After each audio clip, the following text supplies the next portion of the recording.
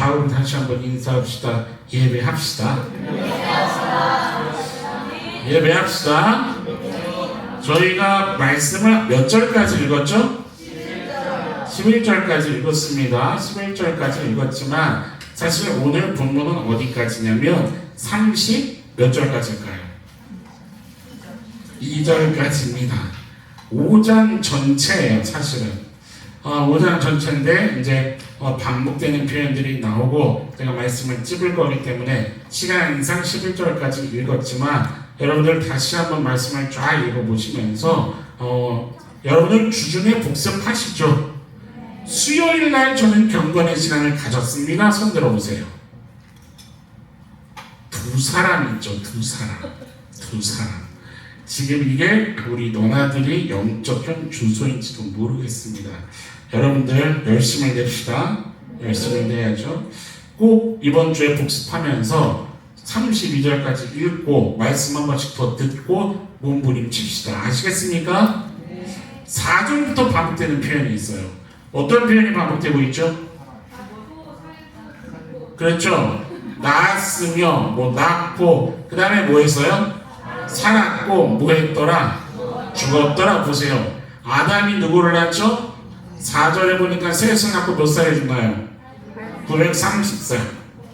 그죠? 에노스를 6절에 낳죠? 몇 살에 셋이 죽나요? 912살에. 9절에 누구를 낳죠? 게난. 12절에 게난이 누구를 낳죠? 마할랄레. 이렇게 해서 야렛을 낳고 에녹도 낳고 무누셀라 낳고 라멘 노아 쪽쪽 낳고 살고 죽었더라. 그래서 창세기 5장을 보통 어떻게 부르냐면 무슨 족보라고 부를까요? 죽음의 족보라고 부릅니다. 여러분들 죽음의 족보라는 그 의미가 뭘까요? 뭘까요? 옆 선생님한테 물어보세요. 의미가 뭘까요? 죽음의 족보랍니다. 여러분 죽음의 족보라는 게 결국 뭐를 얘기하는 거예요? 한계를 얘기해 주는 거죠. 누구의 한계요? 인간의, 그냥 인간의 한계가 아닙니다.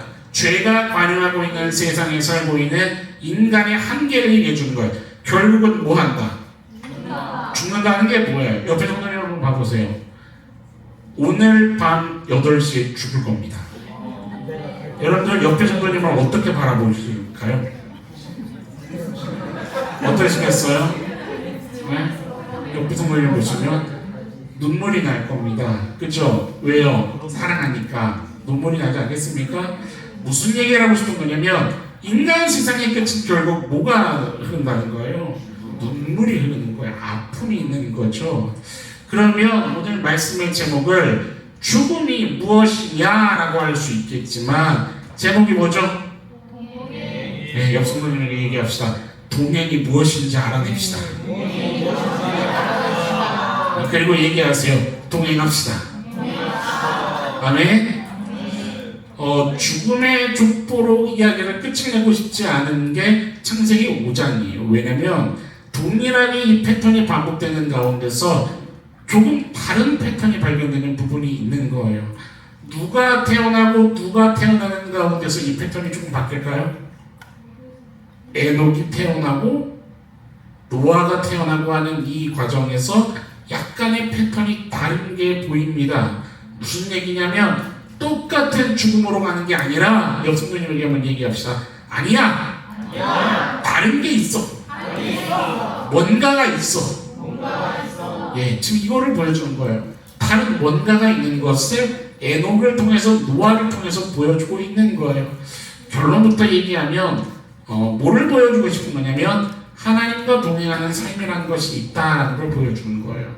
무엇이 관영하고 있지만 죄가 관영해서 결국은 인생이라는 것은 죽음으로 가고 있지만 아니 죽음으로만 가는 것이 아니라 다른 걸로 향하는 어떤 방법이 있어. 분명히 하나님과 동행하는 가운데에 우리는 다른 것을 경험할 수 있어. 이 얘기를 보여주고 있는 게 오늘 본문이라 이거예요. 여러분들 오늘 말씀을 가지고서 인생을 바라볼 수 있는 중요한 영적인 통찰력이 열릴 수 있게 되기를 간절히 축원합니다. 여러분들 그것을 믿음의 눈으로 볼 수 있어야 돼요. 아까 얘기했지만 똑같은 시간을 살아가고 똑같은 제한된 공간을 살아가는데 누군가는 영적으로 매일매일 담대하게 한 주가 지나면 담대하고 또 한 주가 지나면 더 담대하고 영적으로 깊어지고 여러분들 그렇게 살아가는 사람이 있을까요? 없을까요? 있죠. 믿음의 사람들이 이 땅에 얼마든지 있죠. 찾아보면 참 많죠. 그런데 누군가는 한 주가 지나면 어깨가 처지고 또 한 주가 지나면 또 축 처지고 잠깐 일어나는 것 같다가도 또다시 픽 쓰러져 버리는 그런 인생들 있습니까? 없습니까? 주위를 둘러보십시오. 여기도 있나요? 없게 되기를 주님의 이름으로 간절히 소망합니다.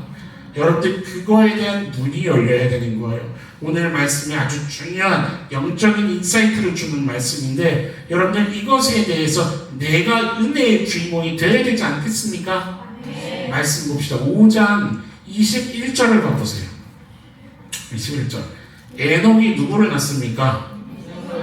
65세에 무두셀레를 낳았고 22절 보세요. 무두셀레를 낳은 후에 패턴이 바뀌어요. 살고 죽었더라가 아니라 뭐라고 기록되어 있죠?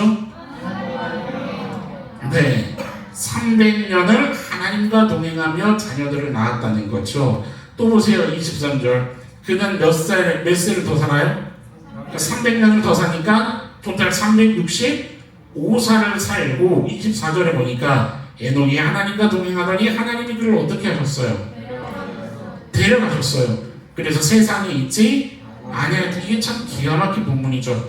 낳고 죽었더라에 완전히 이 패턴을 뒤바꿔버리는 어떤 하나의 흐름이 등장하는 겁니다. 히브리어 원문에 보면은요 24절에 어디에 있지 아니하였더라에 지금 세상, 히브리어 원문에는 세상이라는 단어가 없어요. 이거는 개역 개정에 포함된 단어입니다. 번역하자면 그냥 이런 식으로 번역이 될 수 있어요. 그를 데려가심으로 그가 존재하지 않았다는 거죠. 무슨 말이냐면 죽었다가 아니라 존재하지 않았다는 거예요. 이 땅에 존재했다가 존재하지 않은 거죠. 아까 우리 찬송 불렀죠. 에돔 찬송가 430장 아까 뭐라고 불렀어요? 에돔같이 우리를 뭐 할 때까지 들려. 그러면 여러분들 에돔하면은 어떤 이미지가 강하냐면 목사님 저도 죽을 때 고통 없이 죽고 싶어요. 그냥 뿅 들려 올라가게 하면 안 되나요? 그런 죽음을 맞았으면 그거를 얘기해 주려는 에녹이 아니라요. 이게 무슨 의미인지 좀 보자고요.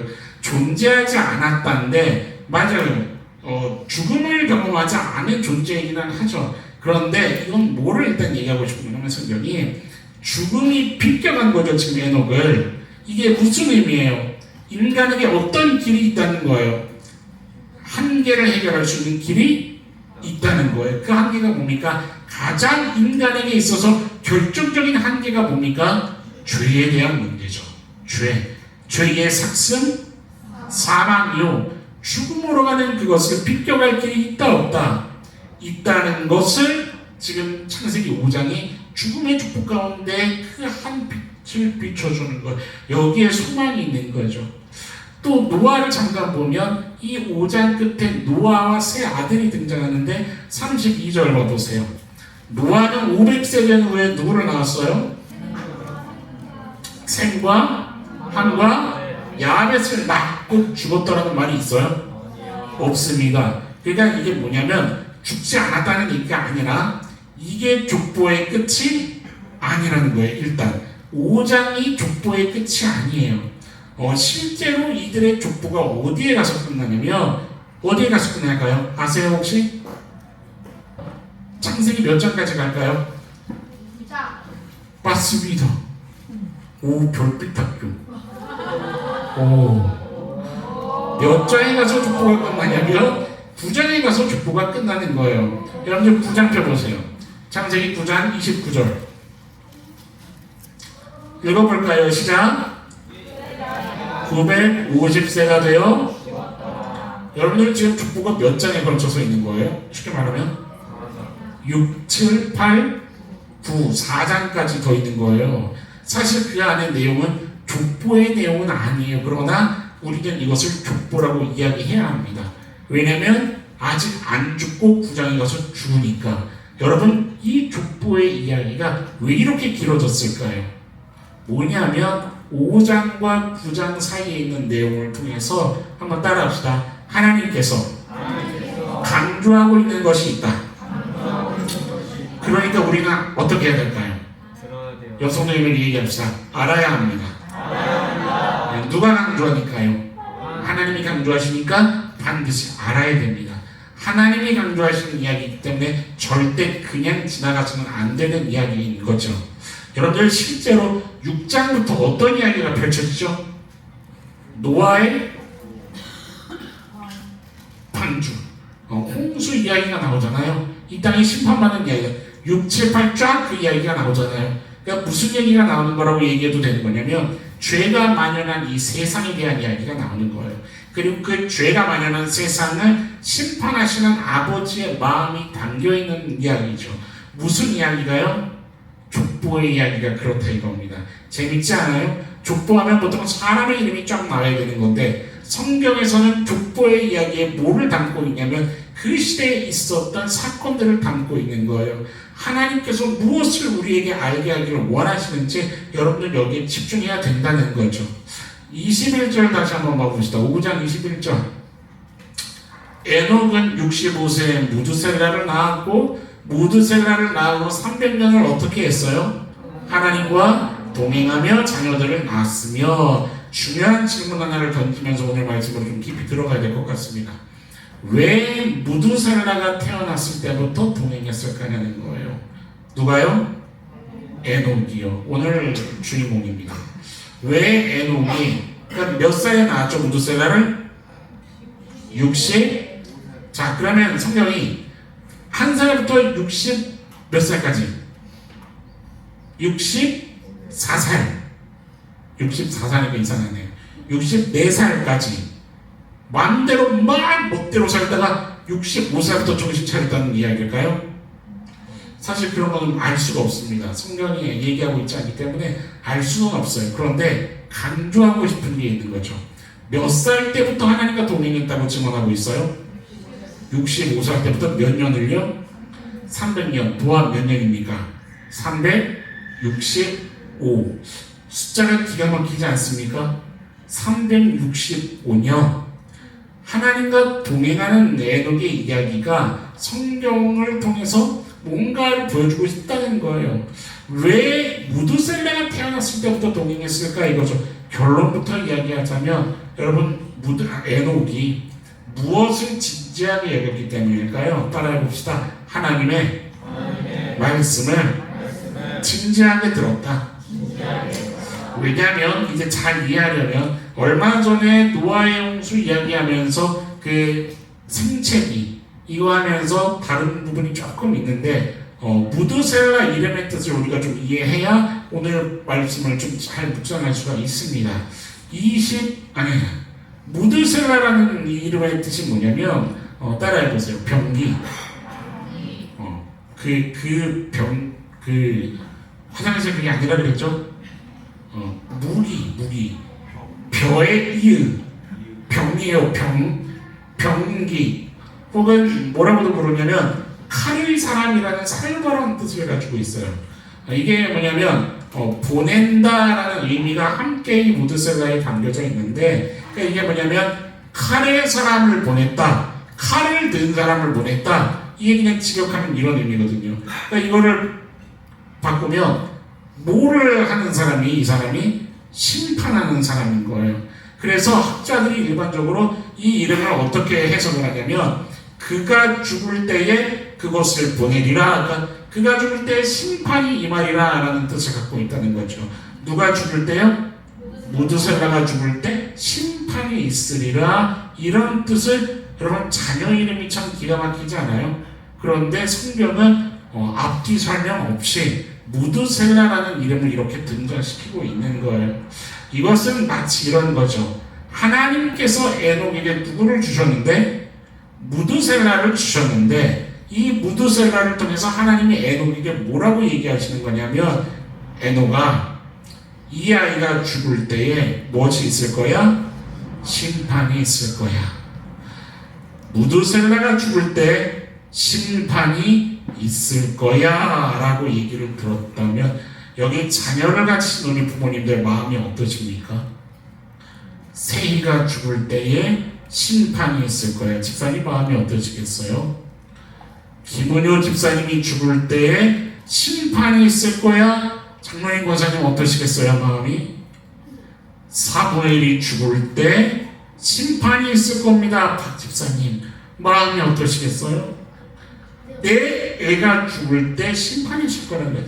말씀을 좀 파헤쳐 봅시다. 25절 보세요. 여러분들 펜이 있으시면 펜으로 체크하면서 지금 찍는 내용은 쫙 따라오시는 게 좋습니다. 왜냐하면 이 말씀을 쫓아오다 보면 하고서 깨닫게 되는 게 있거든요. 25절 보세요. 무드셀라는 몇 세 라멕을 낳아요? 일단 여기에 나오는 라멕은 4장에 나오는 그 라멕이 아닙니다. 동명이인이에요. 하나님의 뜻 안에서 사는 라멕입니다. 이 25절의 라멕은 몇 살의 라멕을 낳았다고요? 187세예요. 26절 보세요. 라멕을 낳으면 몇 년을 지내고 몇 년을 지내요? 무드셀라가? 그죠? 그쵸. 그러니까 782년을 더 살고 27절을 보니 몇 세에 죽어요? 969세에 죽는 거예요. 28절 보세요. 라멕이 몇 세에 아들을 낳아요? 182세에 아들 이름이 누구예요? 노아죠. 그러면 이때 무드셀라는 몇 살일까요? 계산해보세요. 무드셀라가 187세 때 라멕을 낳았잖아요.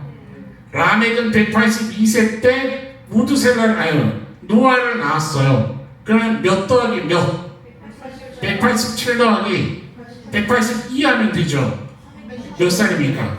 지금 이때 무드셀라의 나이는 369세죠. 이해되셨어요? 여기까지는 쉬우시죠?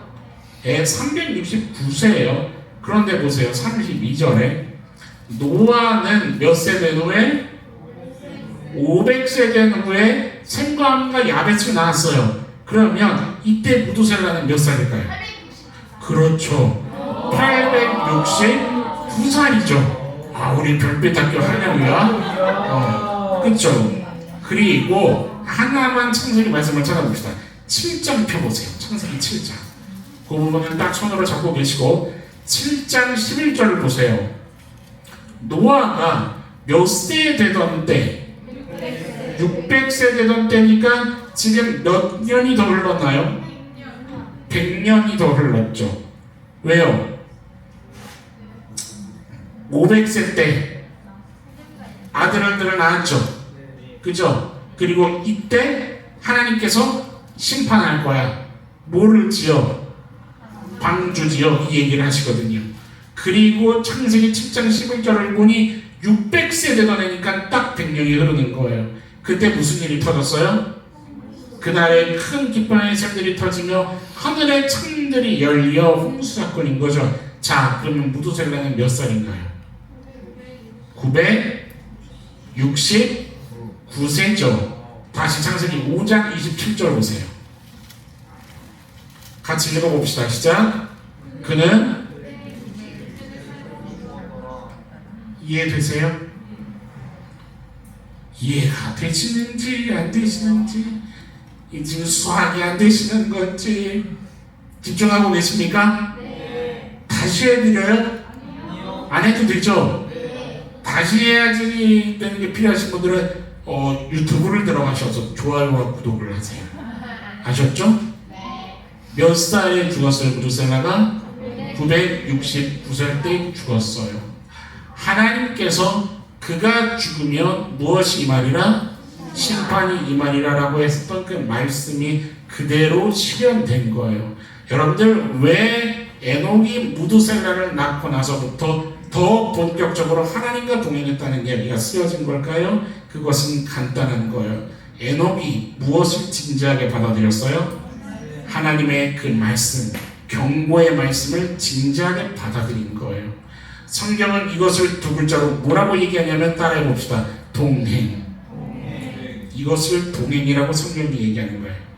네 아들 무드셀라가 죽으면 심판이 임할 거야 라는 그 말씀을 듣고 에녹에게 뭐가 생겼냐면 새 인간 세상의 끝을 보는 눈이 생긴 거예요.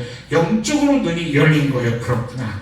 이 땅에는 끝이 있다. 이 땅에 무엇이 마지막이 있다. 내가 이 마지막을 다른 눈으로 살아야 된다. 다른 것을 바라보며 살아야 된다. 내가 살아야 할 인생의 결이 있다. 에녹에게는 그것이 묵상됐을 겁니다. 여러분, 아주 단순한 질문을 우리는 마음에 오늘 묵상해야 돼요. 여러분, 성도님에게 한번 얘기합시다. 에녹이 어떻게 살았을까요? 옆에 성도님을 보고 물어보세요. 에녹이 어떻게 살았을까요? 또 이런 것도 생각해 볼 수 있어요. 좀 묵상하면서 노아는 어떻게 살아갔을까요? 여러분, 노아가 무드셀라의 뭐예요?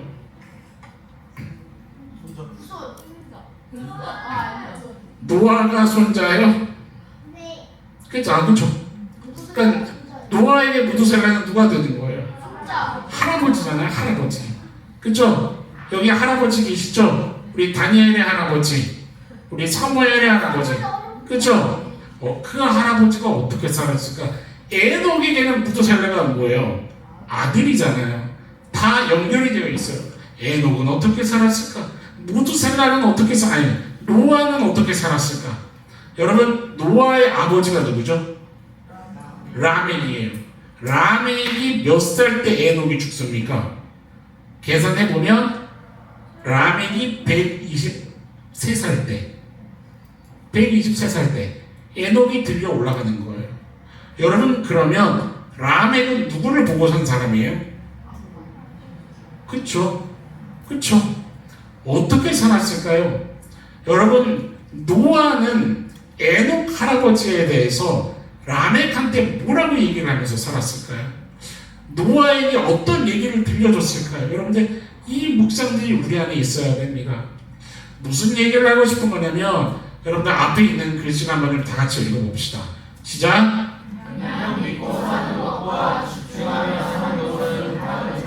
무엇을요? 그쵸, 하나님을이죠. 하나님을. 여러분, 하나님을 그냥 믿고 사는 거하고 하나님께 집중하며 사는 것은 전혀 다른 삶입니다. 여러분들, 그래서 제가 그런 얘기를 하는 거예요. 화장실 갈 때 그냥 가지 마시고, 출근할 때 그냥 출근하지 마시고, 밥 먹을 때 그냥 먹지 마시고, 무엇을 생각하라고요? 나와 동행하시는 하나님을 생각하라고요. 그게 세상 사람들과 우리의 결정적인 차이입니다. 여러분들, 이것을 이해하시면서 살고 계십니까?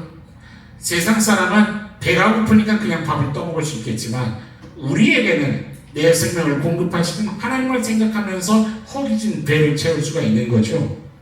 세상 사람들은 돈이 필요해서 회사 나갈지 모르겠지만, 우리에게는 분명한 다른 목적이 있기 때문에 돈을 벌러 출근하는 겁니다. 여러분들, 이 구조에서 사는 것과 그게 아닌 것은 하늘과 땅의 차이를 내는 게 아니라 영원한 것과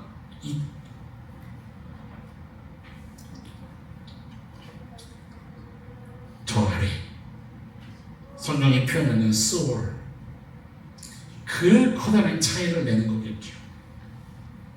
여러분들, 이 영적인 눈이 열리기를 주님의 이름으로 축원합니다.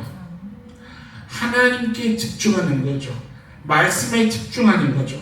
중요한 사실은요, 에녹이 무드셀라를 받았을 때, 하나님으로부터 그 얘기를 들었을 때, 그때가 언제인지 알 수 있습니까?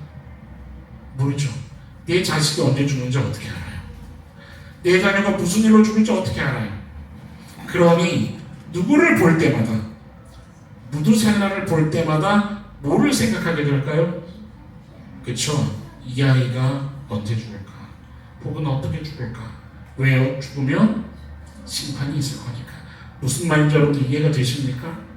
어쩌다가 무드셀라가 감기라도, 여러분들 그 자식이 그냥 헤헤 하는 거 말고 그 침이 그 감기 아시죠? 그런 소리 딱 들을 때 이거 범상치 않잖아요. 이거 내 새끼 큰일 났다. 이건 지금 뭐가 왔다. 딱 느낌이 오잖아요. 에녹이 그 소리를 들으면 어떤 느낌이었을까요? 우리가 갖는 느낌하고는 완전히 다른 거죠. 무드셀라가 기침 한 번이라도 하면 에녹은 온몸이 땀이 났을 거예요. 후들후들 아주 떨었을 거라고요. 에녹의 심정, 큰일 났다. 이 아이 이제 죽는 거 아닌가? 이제 이 땅에 심판이 오겠구나. 한마디로 얘기하면, 옆 친구들이 얘기합시다. 무섭죠.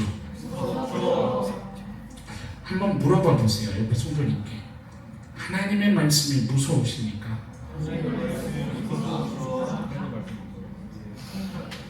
여러분, 하나님이 우리를 친구라 불러주셨고 더 이상 종이라 하지 않으셨지만 그분은 엄연히 왕이시고 영광과 존귀를 받으시기에 합당하신 분이십니다. 그분 앞에서 어쩌면 우리는 찍소리 하나 할 수 없고 오늘이 끝이야라는 그것을 인정하고 수능할 수밖에 없는 먼지의 존재, 불과한 존재지요. 그가 의롭다고 칭해 주시지 않으면 우리는 고개를 들 수 없는 존재라는 것을 여러분들 인정하시며 살아가십니까? 그가 내 생명을 오늘 붙잡고 계시지 않으면 내 육신이 숨을 쉴 수 없다는 것을 여러분들 인정하시냐 이 말이에요. 하나님의 말씀은 하나님을 두려워하며 사는 것과 그렇지 않고 사는 것은 그래서 큰 차이인 거죠. 여러분, 에녹은 뭐였냐면 두려워했던 겁니다. 이걸 뭐라고 얘기하냐면 경외라고 얘기하는 거죠. 경외라는 것을 제 식으로 표현하면 전 그렇게 얘기합니다.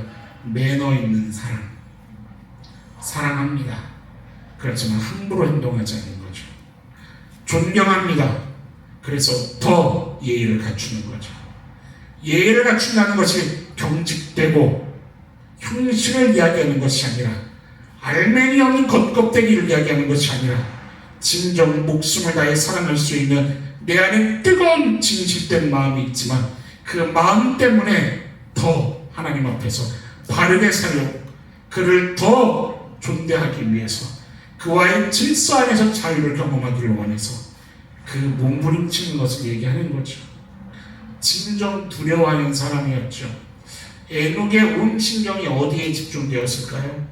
무드셀라의 생명, 무드셀라의 건강, 여기에 집중되지 않았겠습니까? 무슨 말이냐면 아이 자체에 집중됐다는 게 아니에요. 하나님을 경외하게 되었다라는 얘기를 하고 있는 거예요. 여러분, 동행이 뭐냐면 경외하는 겁니다.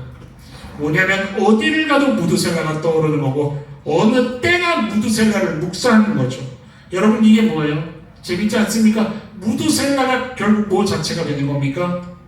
하나님의 말씀 자체가 되는 거죠. 성경이 되는 거예요. 어디를 가도 주의 말씀이 떠오르고 어디를 가도 무엇을 하나 어느 때나 주의 말씀을 묵상하는 거죠. 내가 어디에 있으나 어느 때나 어떠한 상황의 형편이나 주님의 말씀이 나를 다스리도록 내 모든 자기를 내어드리는 거죠. 여러분, 무드셀라는 에녹에게 하나님 말씀 자체이고 예수 그리스도의 흔적 그 자체가 되는 거예요. 어떤 면에서는 여러분 동행이라는 것이 뭔지 아십니까? 언제나 어디서나 말씀을 따르는 거예요. 좋아서 따르는 게 아니라 따를만 할 수 있어서 따르는 게 아니라 때로는 언제 이루어질지도 모르고 왜 따라야 되는지 이해할 수조차 없지만 그러나 늘 집중하고 따르는 겁니다. 그렇게 주의 말씀을 따라서 뭐를 바꾸는 거예요? 내 삶의 방식을 바꾸는 거예요. 그것을 성경은 동행이라고 얘기합니다. 여러분, 하나님과 동행한다는 것은 내 방식을 이야기하는 것이 아니라 하나님의 방식에 맞춰 내 방식을 바꾸는 것을 얘기하는 거예요. 하나님이 원하시는 것에 따라 내 원하는 것을 드리는 것, 그것이 동행인 거예요. 하나님과 함께하는 거예요.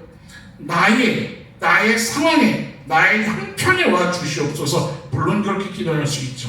그러나 오늘 성경이 얘기하고 있는 동행은 바로 이걸 얘기하는 거예요. 아니, 너의 상황이 어떠할지라도 나에게 집중해. 너의 형편이 어떠할지라도 만왕의 왕인 나에게 존중이 있어야 해. 이 얘기를 하는 거예요. 여러분들, 이 하나님을 향한 경외가 있으시냐 이 말입니다. 이 경외가 우리 안에 온전히 회복될 수 있기를 주님의 이름으로 축원합니다. 여러분, 우리가 반드시 해야 할 게 있습니다. 그게 뭡니까? 앞에 화면이 떴을 거예요. 같이 한번 선포하면서 읽어봅시다. 시작! 예, 뭐를 다시 써요? 오늘 예배 끝나고 양궁하러 가자는 얘기가 아닙니다. 여러분은 죄의 뜻이 뭔지 아시죠? 뭐죠? 관역을 벗어난 겁니다. 여러분, 우리가 해야 되는 게 뭐냐면 그 벗어난 관역 다시 제대로 쏘는 그 일을 우리가 감당해야 됩니다. 첫 번째 관역이 뭐였었죠? 선악과를 먹지 말라는 거였었죠. 그렇죠. 뭐 하지 말았어야 했습니까? 먹지 말았어야죠. 선악과를 먹지 말아라. 그러면 먹지 않는 것이 동행입니다. 무슨 말인지 이해되십니까? 여러분들 다른 말로 얘기하면 하나님이 바라보고 계시는 그 관역을 향해 정확히 조준하고 쏠 줄 알아야 된다 이 얘기입니다. 아까도 이야기했지만 여러분 신앙이 성숙한다는 것, 영적인 눈이 열린다는 것은 뭐냐면 하나님이 보고 계시는 그것에 내 눈과 마음과 삶의 방향 모든 것이 점점 일치해가는 것을 얘기하는 거예요. 하나님께서 이것을 얘기하셨을 때 저 그런데요 이게 아니고요. 하나님께서 무언가 말씀하시고 두드리셨을 때 그런데 아직은요 이게 아니고요. 하나님께서 내 마음을 이끄시길 원하실 때 그렇습니다 주님 내가 여기 있습니다. 여러분들 이 고백을 들은 주님은 주의 성도들이 되시길 주님의 이름으로 축원합니다. 여러분 하나님께서 내 마음을 두드리실 때 때로는 두려울 때가 있습니다. 아니 어쩌면 두려울 때가 더 많습니다. 성경의 흐름을 보면 하나님이 마음을 두드리시고 무언가 요구하실 때 성경의 믿음의 사람들이 첫 번째 느꼈던 감정은 사실은 두려움이 더 많았습니다. 왜요? 무엇과 다르니까요. 내 삶의 방식과 내 경험과 내 이성과 다르니까요. 우리들은 뭐에 한계를 느낄 수밖에 없습니까? 시간과 공간이라는 한계. 그러니까 내가 눈으로 볼 수 있는 것은 항상 제한되어 있습니다. 하나님이 보시는 것은요 제한이 없습니다.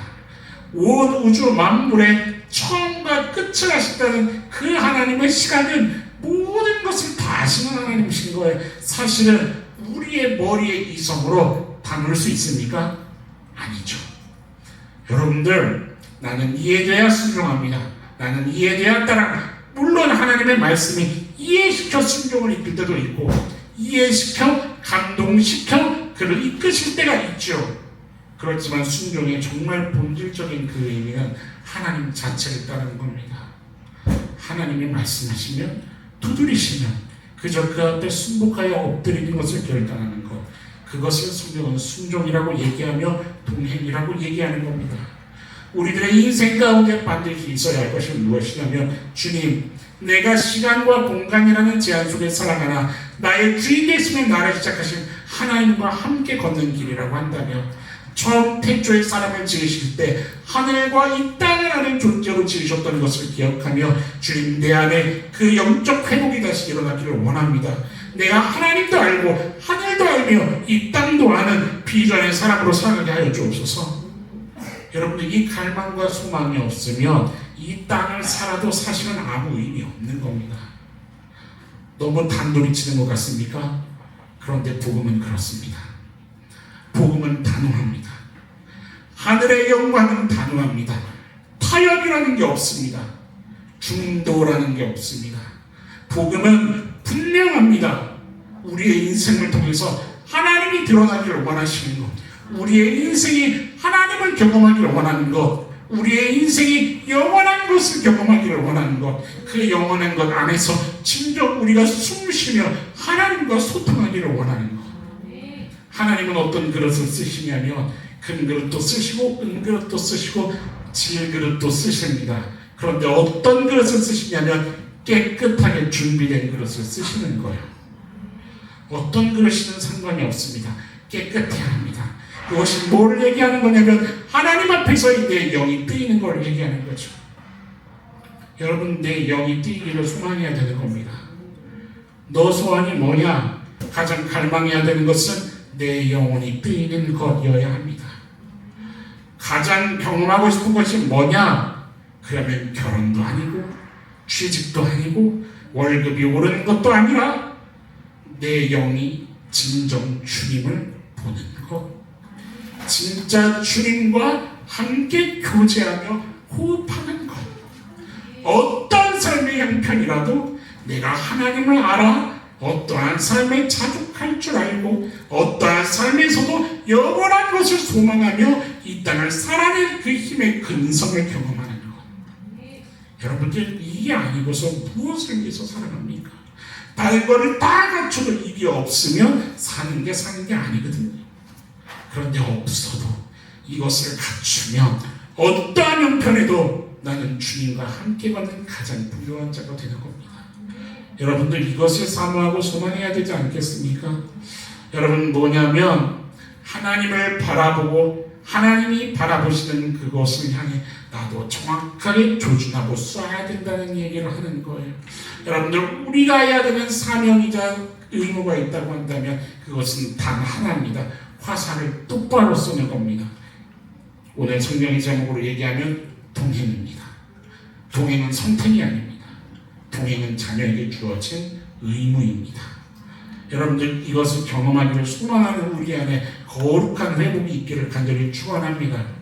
하나님과 동행한다는 징표가 여러분들 뭔지 아세요? 옆에 성도님 한번 봐보세요. 동행하고 계신가요? 아니요, 물어보라는 게 아니라 이게 성도님에게 징표가 있냐 이 말이야. 한번 봐보세요. 징표가 보이십니까? 목사님, 제가 믿음을 지키려고 욕을 먹었습니다. 징표일까요? 목사님, 제가 하나님께 결단한 그것을 지키려다가 욕을 먹었습니다. 징표일까요? 제가 세게 물어보니까 징표라고 대답하기가 어려우십니까? 징표가 맞습니다. 무엇이 징표이냐면 미련할 정도로 주의 말씀을 따르는 삶의 방식이 징표죠. 어떤 일을 경험한다 할지라도, 어떤 상황에 놓인다고 할지라도, 말씀이 나에게 두드림이 주었다면, 여러분, 무서운 것은 두드림을 따르지 않으면, 제 경험에 의하면 그때부터 영적인 인생은 하얀 곡선을 걷기 시작합니다. 어느 때까지일지 알지 못하는, 다시 언제 올라가냐면 주의 말씀, 두드린 말씀 앞에 섰을 때입니다. 여러분, 이것을 기억해야 됩니다. 하나님의 말씀이 진리라고 믿고 따라가는 것, 이 징표가 없으면 천국문 앞에 섰을 때에 예수님 말씀하시기를 너는 누구냐? 이 불법을 행하는 자야. 내가 너를 도무지 알지 못하니 너는 떠나가라 라고 말씀하시는 그 무서운 음성을 우리가 들을 수 있을지도 모른다는 사실입니다. 10년 신앙생활 했습니다. 집사의 직분을 받았습니다. 권사의 직분을 받았고 장로의 직분을 받았고 목사가 되었고 선교사가 되었습니다. 그렇지만 주님 앞에 섰을 때 주님 말씀하시기를 내가 너를 알지 못한다라고도 하실 수 있다는 얘기입니다. 여러분들, 주님을 진정 경외하는 순전한 회복이 우리 너나들이 교회 안에 온전히 일어날 수 있게 되기를 주님의 이름으로 축원합니다. 설령 말씀을 깨닫지 못했어도 그 말씀 앞에서 살아가는 겁니다. 하나님 말씀을 지키며 사는 겁니다. 어떤 상황과 환경과 여건이 있을지라도. 여러분, 에녹이 몇 년을 그렇게 살았습니까? 300년입니다. 적은 숫자일까요? 옆 성도님이 한번 물어보시겠어요? 지난 박해 말씀 기억나세요? 어떠십니까? 에이, 목사님이 진행했으니까 기억이 나시겠죠. 너무 이걸 불리합니다. 질문이. 아니요.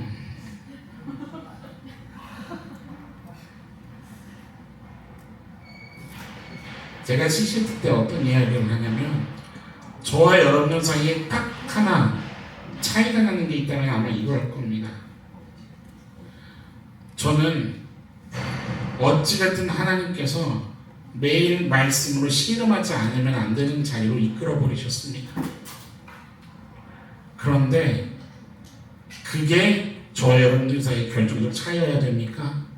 아니요. 저에게는 공통적인 부르심이 있죠. 그것은 성도의 부르심입니다. 믿으십니까? 주의 거룩을 쫓으라고, 주의 거룩을 따르라고, 구별되어서 하나님과 사귐을 가지라고.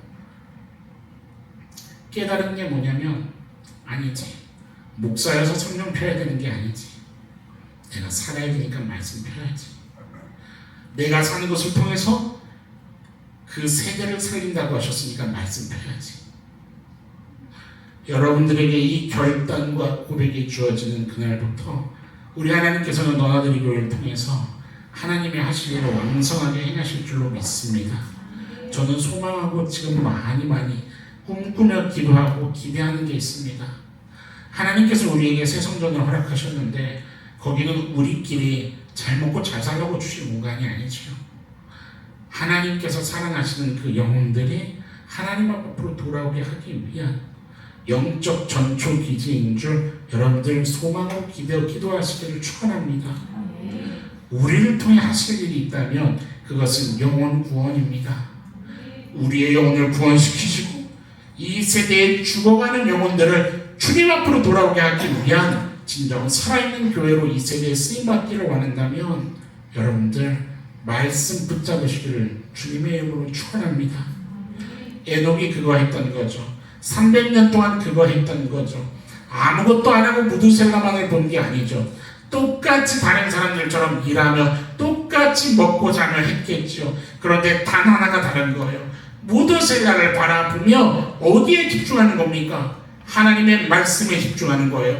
하나님이 원하시는 것이 무엇인가?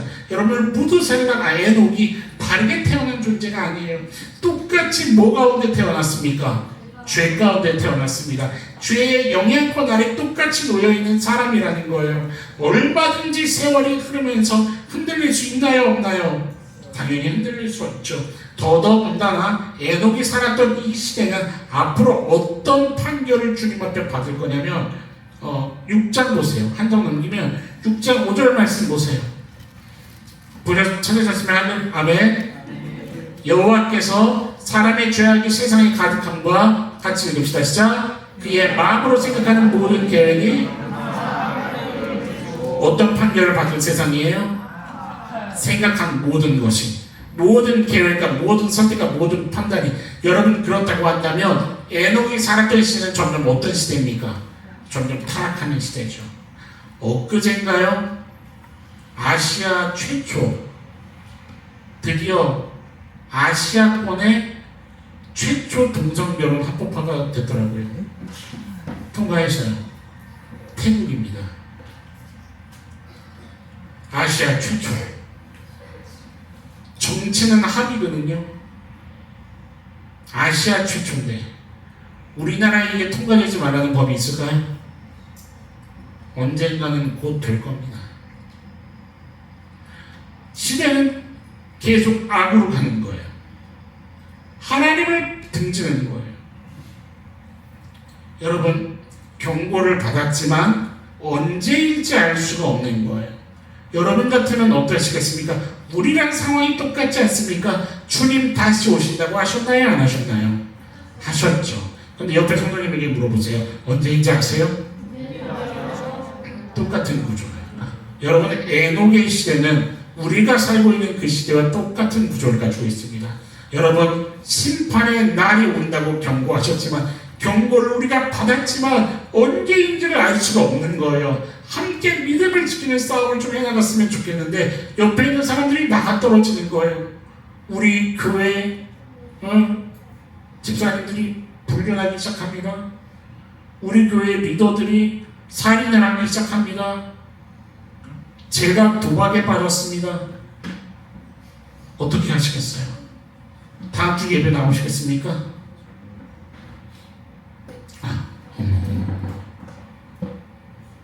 김윤용 집사님이 자녀를 죽였대.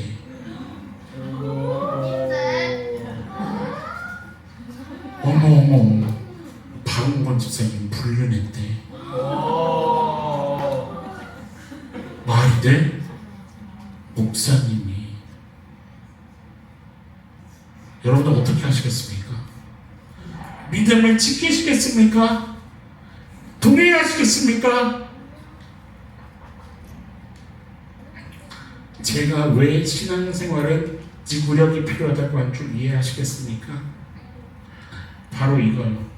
무두셀라는 1년이 아니라 6개월이 아니라 300년이었습니다. 충분히 매너리즘에 빠질 수 있고 삶의 무게에 짓눌리든 휩쓸리든 경고를 잊어버리게 됐던 말씀이 희미하게 떠오르게 됐던 어쨌든 간에 얼마든지 화살을 엉뚱하게 쏠 수 있는 환경이 조성될까요? 안 될까요? 될 수 있다는 얘기입니다. 많은 크리스천들이 그렇습니다. 수련회 끝나면 몇 달 되지 않아서 무뎌지죠. 여러분들 아무리 말씀이 견고해도 핸드폰을 손에서 놓지 않죠. 우리 젊은 청년들, 별빛학교 오늘도 다시 한번 말씀에 의지해서 경고합니다. 여러분들 핸드폰 내려놓으세요. 마지막 세대로 갈수록 더 핸드폰 내려놓으시라고요. 여가 시간에 게임해야 스케일을 크게 하고 놀든가. 제가 이번 주 중에만 해도 계속 뭐를 봤냐면 그 길을 걸어 다니면서 핸드폰을 놓지를 않는 거예요. 계속 보고 가.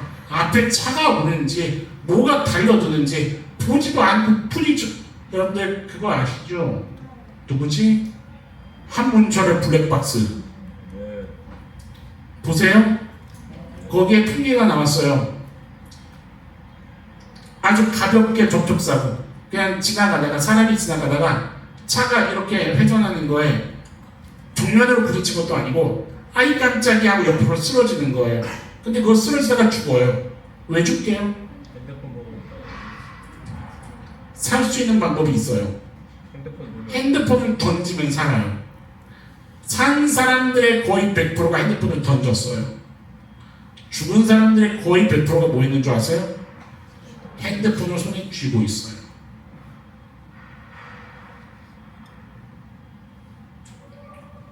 핸드폰 내려놓는 성숙한 주의 백성들이 되기를 부탁합니다. 왜 그런 줄 아세요? 여러분들 생각의 여지를 하나님께 좀 드리세요. 내 마음의 공간과 생각의 공간을 하나님께 드리라고요. 제가 이번 수련에 뭐를 해볼까 어디까지 고민했는 줄 아세요? 저 산골짜기 시골로 들어갈 동안 6시가 되면 전기도 안 들어오는 곳에 가볼까? 그렇게 한 6박 7일을 수련회를 한번 해볼까? 여러분들 핸드폰 없으면 못 사십니까? 여러분 잘 생각하시라고요. 내 가치관은 하늘의 시민권자답게 영적 가치관에 붙들린 사람인가? 아니면 아직도 많은 상황들 속에서 세상적 가치관으로 계획하고 선택하고 그리고 후회하고 답답해하는 경험이 더 많은 그런 사람인가? 여러분들 하늘의 가치관을 회복하게 되기를 축원합니다. 영적인 것을 볼 수 있게 되기를 축원합니다. 여러분 진정 동행을 원하신다면 점검해 봐야 돼요. 하나님의 말씀이 내 모든 지식과 모든 경험보다 위에 있는 가장 상위에 있는 가치인가? 다른 거 다 놓쳐도 내가 말씀을 따르기 위해서라면 어떤 손가락질이든 어떤 수모를 당하든 그것을 맞이할 준비가 되어 있는가? 말씀이 내 인생의 가장 결정적인 그런 권위를 가지고 있는지, 내 삶을 쥐락펴락할 수 있도록, 그렇게 할 수 있도록 나는 내어드리는 그런 대상이 되고 있는지, 여러분들 말씀 앞에 온전히 서는 저와 여러분들의 그런 인생 걸음이 될 수 있기를 주님의 이름으로 간절히 소망합니다. 여러분들 이것을 사모하시고 구하시고 주님의 은혜가 여러분들을 두드릴 때 철저하게 무릎 꿇기를 결단할 수 있는 영적인 걸음을 걸어갈 수 있게 되기를 간절히 축원합니다. 여러분들 우리 안에 이 갈망이 다시 살아나야 합니다. 주님 날 이끌어 주십시오. 주님 날 깨닫게 하여 주십시오. 내가 주님만을 원합니다. 내가 다른 거 원하지 않고 주님만을 더 원합니다. 주님 나를 붙잡아 주십시오. 우리 이 시간에 좀 같이 찬양하면서요. 내가 설령 어제 똑바로 쏘지 못했다면 주님 내가 오늘 똑바로 쏘겠습니다. 내일은 똑바로 쏘겠습니다. 이것을 우리 좀 결단해야 하지 않겠습니까? 주님 내가 동행하기를 원합니다. 주님 답답합니다. 누군가는 와 신기하다. 이런 하나님의 은혜를 주신 것을 경험하고 저런 영적인 체험들을 하고 그런데 하나님 왜 이렇게 저는 모르겠지요? 저는 왜 이렇게 답답하지요?